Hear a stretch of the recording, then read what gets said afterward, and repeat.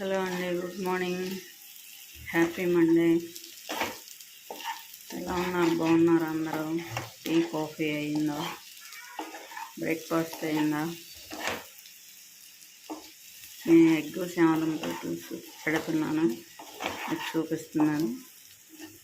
First ఎగ్ని అయితే boil చేసుకొని onions eggs వేసి ఇలా ఫ్రై చేసుకుంటున్నాను.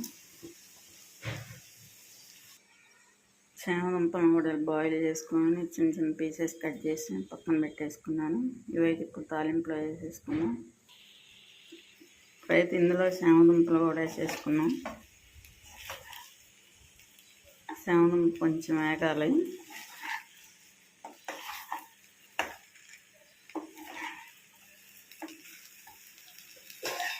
ఇప్పుడు ఇందులో అయితే వాటర్ వేసుకున్నాం.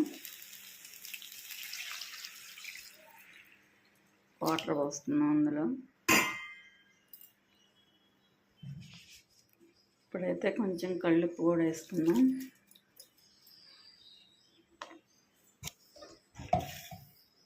పులుపు కొరకు చింతపండు పేస్ట్ వేసుకున్నాం 2 స్పూన్స్.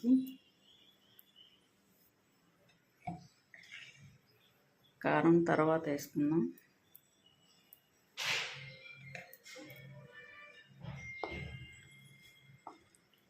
కారం అయితే తర్వాత వేసుకున్నాం, ఇప్పుడు వేసుకోను.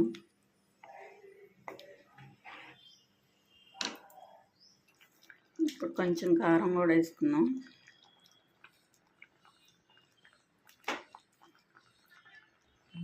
Two spoons.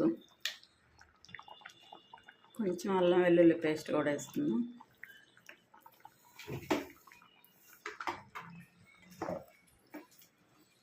ఒకసారి ఇలా వేసుకోవాలి.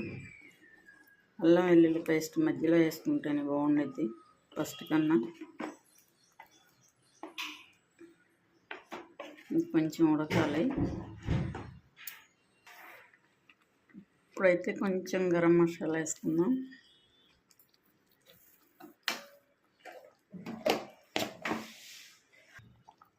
కొంచెం ధనియా పౌడర్, చిన్న బెల్లం గడ్డ కూడా వేసుకున్నాం. కర్రీ రెడీ అయిపోయింది. కొత్తిమీర వేసుకున్నాం. ఎమ్మి శామదుంపలు ఎగ్ కర్రీ, ఎగ్ శామదుంపల పులుసు కర్రీ రెడీ అయిపోయింది. నా వీడియో నచ్చితే లైక్ చేయండి, షేర్ చేయండి, కామెంట్ చేయండి. కొత్త వాళ్ళైతే సబ్ చేయండి. పక్కన బెల్ అయితే క్లిక్ చేయండి. ప్రతి వీడియో మీకు వస్తుంది.